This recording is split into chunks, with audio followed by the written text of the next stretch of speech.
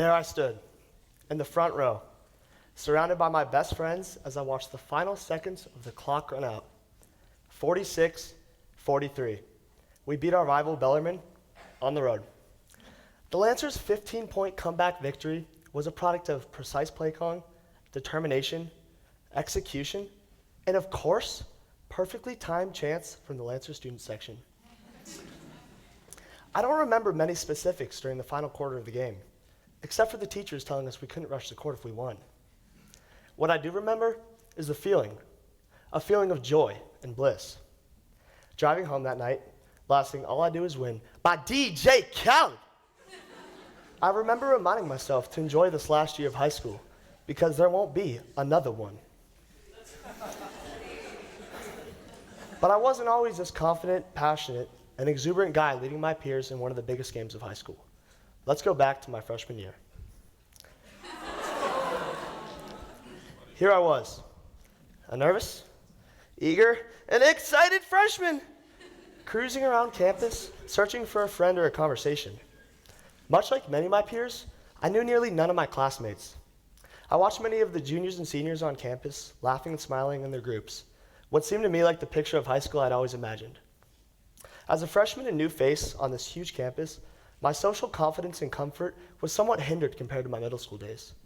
Whether you remember your freshman year of high school, or maybe you choose not to, I'm sure we've all experienced a time of change and transition in our lives. Take a moment and think about how that feels. As my underclassmen years went by, I started to form these quality relationships and connections I desired as a freshman, this feeling of community. We all hear the word community, but what does it really look like? Or more importantly, what does it feel like? Because of great friends and faculty, I quickly began to feel at home and a part of the St. Francis community. However, despite finally feeling immersed and adjusted on campus, my social and personal confidence was far from what it is today. I wasn't particularly close with any of my basketball or volleyball teammates, nor was I tight with another group. In my eyes, I needed a squad. You know, that group of friends that even your grandma knows about. In a way, I felt I needed a small, special community within this larger community. Entering into my junior year without a squad, my confidence declined. As a 15-year-old, I saw the cliques that made up each grade, making the school, which made the community. I later realized this was not the case. I now found myself in the ultra-stressful junior year, the juniors now. Kind of that year where one transitions from a teenager to an adult. Hectic as this is when I began to find my footing and purpose in the St. Francis community. My perspective on community has evolved a lot since my freshman year. Throughout my journey, I've developed 3 critical components which I believe must be present in a well-formed community. Overcoming expectations, relationships first, and cherishing differences. I learned to allow expectations to guide me, not define me. This was huge for me. Recognizing that expectations are merely what we hope or assume will happen, rather than what actually does happen. Entering my freshman year, I had expectations of playing football, basketball, and volleyball at the varsity level. During my underclassmen years, I played these sports. However, my hopes that I would make my best friends and memories playing high school sports seemed to be falling short. At the end of my sophomore year, I decided to reconsider the activities I was involved with on campus. I deliberately began distancing myself from the activities that had once consumed my time, but not my heart. This led me to an undeniable realization that some of my passions were no longer passions. As the expectations I created for myself as a freshman were becoming less desirable, I channeled my energy towards things I really wanted to be doing. Instead of creating personal limitations, I prioritized what I wanted to be doing. This is when I fell in love. I fell in love with spikeball.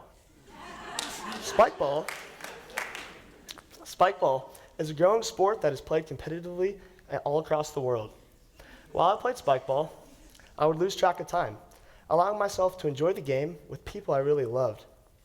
Afternoons would turn into dusk, where I would leave the field with clothes covered in grass stains and a smile almost like I was a little kid again. Out of my love for spikeball, I founded the club at my school, where my friends and I would host meetups and play with anyone who desired. As I got more attached to spikeball, I was eager to push myself out of my comfort zone and into my community.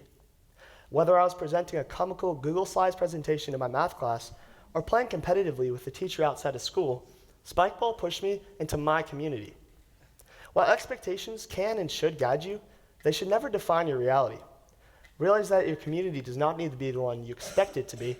Instead, it should be the one you grow to love. Secondly, I learned how important it is to cherish meaningful relationships.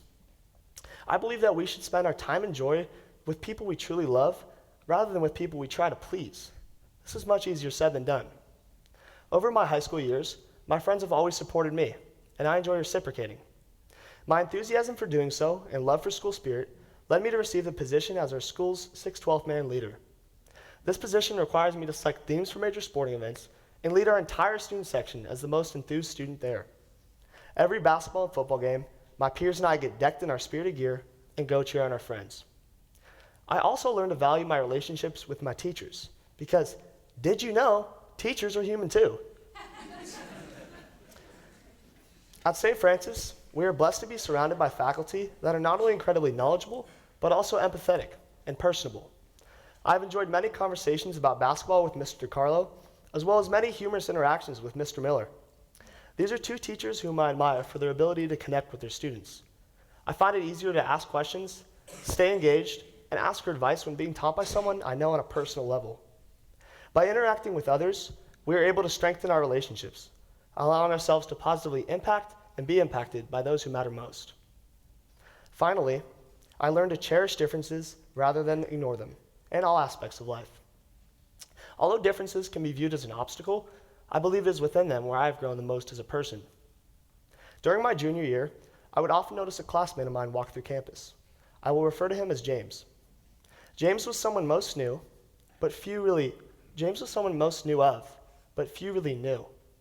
He was viewed as different, the outcast. One day, I offered to eat lunch with James in hopes of learning a small piece of his story.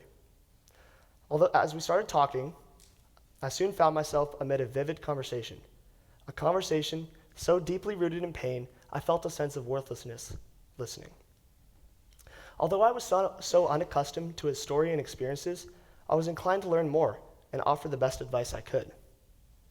Although James taught me lessons of loyalty, determination, and most importantly, he showed me what a true friend he really was. Instead of viewing differences as potential roadblocks to quality relationships, it's important to appreciate and embrace them. Fast forward to my senior year at the Bellarmine game. There I was, surrounded by a packed crowd of my peers and what has developed for me into one of my beloved communities. This moment and feeling I experienced at the game came from me doing something I'd grown to love with people I cared about. Although you may not be in high school or have the same experiences as me, everyone encounters times of change where they may be seeking that new community. You may be starting a new job, moving into college, going through a breakup, or maybe something as ordinary as losing an interest you once had. The reality is that when times change, we must change as well. Contrary to what my freshman self may have thought, my journey in discovering community was never about finding that specific group or squad. Wherever it may be, your community really stems from prioritizing your passions, finding and bringing together the people and things you sincerely love the most by overcoming expectations, putting relationships first, and cherishing differences. Most importantly, find what you love, and your community will find you. Thank you.